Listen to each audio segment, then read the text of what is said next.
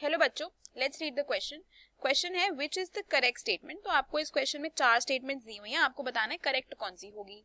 तो पहली है starch is a polymer of alpha glucose, दूसरी है amylose is a component of glucose, तीसरी है proteins are composed of only one type of amino acids, and चौथी है in cyclic structure of furanose there are 5 carbons in 1 oxygen atom.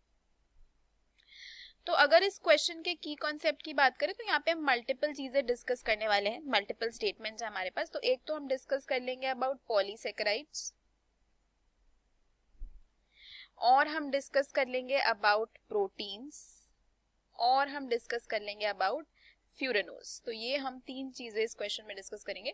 तो सबसे पहले polysaccharide की बात करते हैं। तो ये क्या होता है? ऐसे यूनिट्स जो हाइड्रोलिसिस पे मोर देन वन और 2 मोनोसेकेराइड यूनिट्स देते हैं। मोर देन 2 बोल सकते हो आप, क्योंकि वैसे तो हम ऐसे कैटेगराइज करते हैं कि मोनोसेकेराइड यूनिट सिंपलेस्ट है। फिर हम कहते हैं कि ओलिगोसेकेराइड्स होते हैं हमारे पास, जिसमें 2 से 10 यूनिट्स हमको मिलती हैं हाइड्रोलिसिस पे। और पॉलीसेकेराइड यूनिट्स वो होते हैं जिसमें मोर देन 10 मोनोसेकेराइड यूनिट्स हमको मिलती है।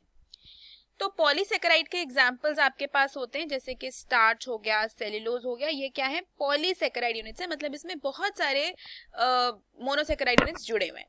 तो स्टार्च की बात करते हैं तो स्टार्च में अल्फा ग्लूकोज यूनिट्स जो हैं वो जुड़े होते हैं एक पॉलीमेरिक फैशन में।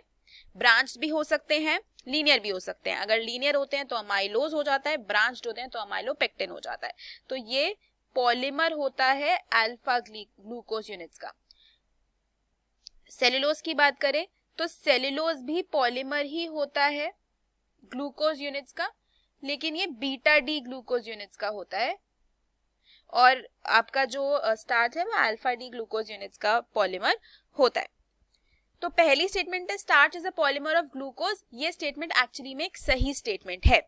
दूसरा है amylose is a component of cellulose. जी नहीं, अमाइलोज स्टार्च का कंपोनेंट है। स्टार्च के 2 कंपोनेंट्स होते हैं, अमाइलोज और अमाइलोपेक्टिन। अमाइलोज में लीनियर चेन होती है, अमाइलोपेक्टिन में ब्रांच्ड चेन होती है। Proteins are composed of only one type of amino acids. ऐसा तो नहीं है। प्रोटीन्स क्या होते हैं? प्रोटीन्स किससे बनते हैं? अमीनो एसिड से बनते हैं। जब अमीनो एसिड्स आपस में जुड़ते हैं तो क्या बनाते हैं? पेप्टाइड बॉन्ड्स बनाते हैं।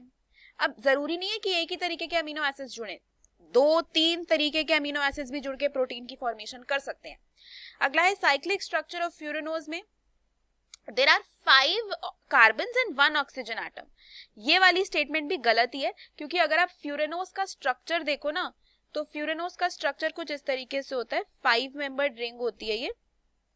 यहाँ पे आपके पास OH है, ये आपका CH2OH हो जाएगा, ये ऊपर OH आ गया, यहाँ पे भी OH आ गया, और यहाँ पे CH2OH, और बाकी जगह पे हाइड्रोजन हो जाएगा। जैसे यहाँ पे हाइड्रोजन हो जाएगा, यहाँ हाइड्रोजन हो जाएगा, यहाँ हाइड्रोजन हो जाएगा। तो ये फ्यूरेनोज का स्ट्रक्चर है। अब यहाँ पे आप देख ही सकते हो कि एक ऑक्सीजन एटम तो नहीं है, बहुत सारे ऑक्सीजन एटम्स हैं।